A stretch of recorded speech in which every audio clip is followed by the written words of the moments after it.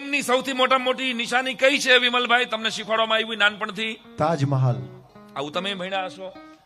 2 minute વિચારો તો ભરતભાઈ, અમારો આ રિદ્રેલનો ડાયરો પૂરો થાય પછી તમે અને ભાઈ આ મુખ્ય દાતાઓ અને બધા અમને મને વિમલભાઈ ને સાઈડમાં લઈને હારે મારો ડાયરો થઈ ગયો, બરાબર, પૂરું થયું 1 વાગે, સાઈડમાં મને ને વિમલને ધાડ ગોળી મારી મારી નાખો, પૂરું થઈ ગયો. સાંઈરામભાઈ આથી હારો ડાયરો તમે કરવા ન જોઈ. આવું થાય તો તમે આ ડાયરા માટેના આ આયોજકોનો પ્રેમ ગણશો? પાડો હા કે ના? એક કલાકાર છે ને હારે મારો ડાયરો કર્યો 3 કલાક સુધી, એને મારી થોડા નખાય. આ પ્રેમનો નિશાની કેમ થઈ? તો જેણે તાજમહેલ બનાવ્યું એના આંગળા કાપી નાખવામાં આવે. આ પ્રેમની નિશાની કેવી રીતે થાય યાર? પ્રેમની નિશાની તો પોતાની પત્ની માટે દરિયા ઉપર જે સેતુબંધ બનાવે ને એ પ્રેમની નિશાની છે. આજથી સ્વીકારજો. આ મારી પત્ની નથી મળતી મને અને ખબર નથી, દેશનો રાજકુંવર, વિચાર તો કરો, જે શરતોથી બંધાયેલો કે હું કોઈ રાજ્યની સીમામાં નહીં જઈ શકું, નહીતર ભારત વર્ષના તમામ રાજાઓ પોતાની સેના લઈને રામની સાથે લડવા તૈયાર, પણ શરત માને આપેલી, એ સાવકી માને. કઈ વચનબંધ હતા કે તમે કોઈ રાજ્યમાં નહીં જઈ શકો, કારણ કે ક્યાંક તમે ચડાઈ કરો તો જંગલમાં રહેશો. સાંભળજો, કબૂલ, જંગલમાં રહીશ, કોઈ રાજ્યમાં નહીં જાવ. એટલે સુગ્રીવને રાજ તિલક થાય છે, ત્યાં પણ લક્ષ્મણને મોકલે છે ભગવાન. રામાયણ વાંચી લેજો. રામ નથી જાતા, પોતાના ભાઈબંધનું તિલક થાય તોય. આજે અમારા ભાઈબંધને ગૌરવ પુરસ્કાર મળતો હોય ને તો હું હાજર હોઉં ને, કે યાર મારો ભાઈબંધને ગૌરવ પુરસ્કાર મળે છે. તો સુગ્રીવને રાજ તિલક થાય તો રામ પ્રવેશ નથી કરતા. એક પણ સેના વગર રામ જાય છે અને સેતુબંધ બનાવે છે. એ સેતુબંધ પ્રેમની નિશાની કહેવાય. ભલામણા દરિયાને બાંધી દીધો. તો આપણને શીખવવામાં જ ઊંધું આવ્યું છે. એના જે કાંઈ કારણો હશે વોટ બેંકના, એમાં મારે પડવું નથી. તમે તો આ મંચ ઉપરથી કહેજો ભગવાન રામનું શૌર્ય કેવું હતું. એ કોઈ જેમ તેમ વ્યક્તિત્વ નહોતું સાહેબ. અને હનુમાનજીની વાત નીકળી છે એટલે કહી દઉં, હનુમાનજી બધાએ કીધું, ખબર પડી કે હવે અહીં તો દરિયો આવી ગયો છે, પેલી બાજુ લંકા છે. આવું જયારે જટાયુના ભાઈ સંપાતિએ કીધું અને આ સમાચાર મળ્યા, જટાયુએ કીધું કે મારો ભાઈ જોઈ ગયો છે. અને એ સંપાતિ, વાત તો જૂની છે, હું તો ખાલી એક કવિતા તમને કહેવા માંગુ છું, સાંભળજો. હવે ત્યાં જાય કોણ? લંકામાં. અને ત્યારે માની ખબર લેવા તો દીકરો જ જાય ને. એટલે હનુમાનજી આગળ આવે છે કે ન લઈ નહીં, ની લઈ નહીં, જાંબુવંતે નહીં, માની ખબર લેવા તો દીકરાનો હક છે, હું જઈશ. અને ત્યારે ગુલાબદાન બારોટ, અમારા રાજકોટના કવિની એક કવિતા રિદ્રોલના પાદરમાં મંદિરની પ્રાણ પ્રતિષ્ઠાના પાયામાં મૂકું છું. કવિતાનો કવિ સાંભળજો કે જાત પાત तात भ्रात मात से महान नहीं, जान गयो जान प्रभु कैसो ये जहान.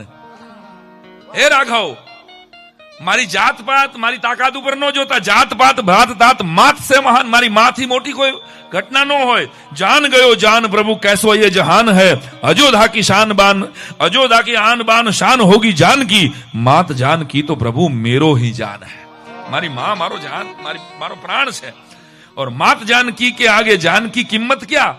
બધાએ કીધું કે મરી જાશો, રાક્ષસોના નગરીમાં જવાનું છે.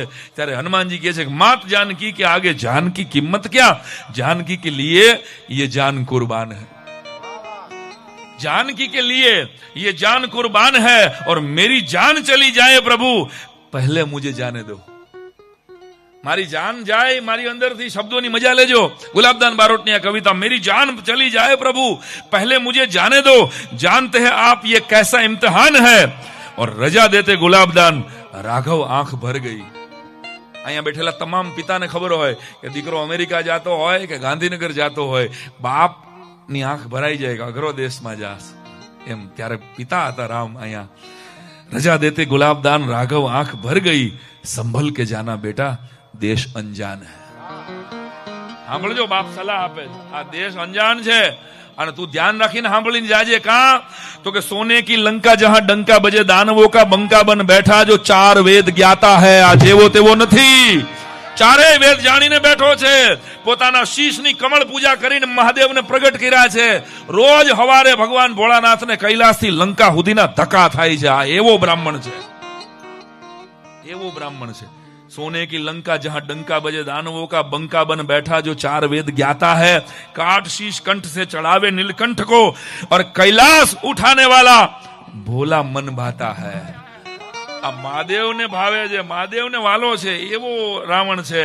और જીન ગ્રહ કામ કરે 8 પોર 9 ગ્રહ. મારા ને તમારામાં એક શનિ નડે, એક શુક્ર નડે એટલે ફીણ આવી જાય ને. એક મંગળની પનોતી, શનિની પનોતી આવે, કેટલા વર્ષ બેહે? 7.5 ની આવે, 7.5 વર્ષ સુધી એકેય પ્રોગ્રામ ન હાલે. આવું તો જોયું છે આપણે ઘણી વાર. એક ગ્રહ આપણામાં બેહી જાય આડાવળો તો ફીણ લેવરાવી દે. હવે 99 ગ્રહ ને રાવણ એના ઢોલીએ બાંધીને બેઠો. તો યાદ રાખો, ભગવાન રામ એમ કે છે કે જીન ગ્રહ કામ કરે 8 પોર 9 ગ્રહ 10 શીશ हिले, બ્રહ્માંડ હિલાતા હૈ. અને સાંભળી લે હનુમાનજી કે એક ઘરમાં એક સતી નારી હોય ને તોય એને કાળ નો અડી શકે. જ્યારે આ ખાનદાનમાં તો 2 સતી નારી છે, સુલોચના મનોહરી એટલે મંદોદરી. સુલોચના મંदोदरी, सासू बहू एक घर, सूत मेघनाथ और कुंभकर्ण भ्राता है. स्वर्ग में जाने की सीढ़ी और सागर मीठ. रावणની કઈ 3 ઈચ્છા બાકી હતી? તો કે સ્વર્ગની સીડી બનાવવાની બાકી હતી અને સાગરના જલને મીઠા કરવાની ઈચ્છા બાકી હતી. स्वर्ग की सीढ़ी और सागर जल मीठा भर, 2 ही बात रह गई, दशानन दुख पाता है. राघव बोले गुलाबदान सर पे हाथ रखकर, इतने संकट है बेटा जहां तू जाता है. આટલી તકલીફો વચ્ચે તારે જવાનું છે, હવે તું નક્કી કરી લે ને. હવે પછી જે હનુમાનજી બોલે છે, આ એક કવિતા રિદ્રોલના પાદરમાં તમને ગળે ઉતરે તો મને નહીં, કવિ ગુલાબદાન બારોટને બધાવજો. હનુમાનજી આટલું સાંભળ્યા પછી શું કહે? થડકી જવા જોઈએ ને, આવી જગ્યાએ જવાનું છે ભાઈ સાહેબ, તો ન જવાય. હનુમાનજી શું જવાબ આપે? આ તો કેસરી નંદન કે સીડી બિન ભેજ દઉં સીધો રાવણ કો સ્વર્ગ. હે રાઘવ, મારા બાપ, એક વાર આદેશ કરો તો એને સીડી સ્વર્ગની બનાવી જવું. એક ધક્કા ભેગો સીડી હો તો સીડી વગરનો મોકલી દઉં. સીડી બિન ભેજ દઉં સીધો રાવણ કો સ્વર્ગ और लंका घसीट कर सागर तल लावेगो. આખે આખી લંકાને ઢળીને જો તમારા પાદરમાં સાગરના તળિયામાં નો મૂકી દઉં. લંકા કે બંકે કા ડંકા બજા કે પ્રભુ શંકા ન કરો, सीता मात सुध लावेगो और जानकी को खबर कर लंका की खबर लूंगा, खबर कर दानवों की सभी खबर लावेगो. હવે શબ્દ સાંભળજો, કેશ से पकड़ कर लंकेश को पेश करूं.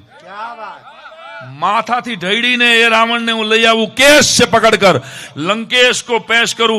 जानकी न मिले प्रभु लंका उठावेगो.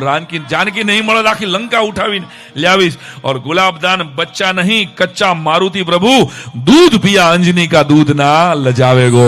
दूध पिया अंजनी का दूध ना लजावेगो. એ આવા હનુમાનજી મહારાજ, આ રામ અને હનુમાનજી મહારાજનું શૌર્ય છે મારા વાલા.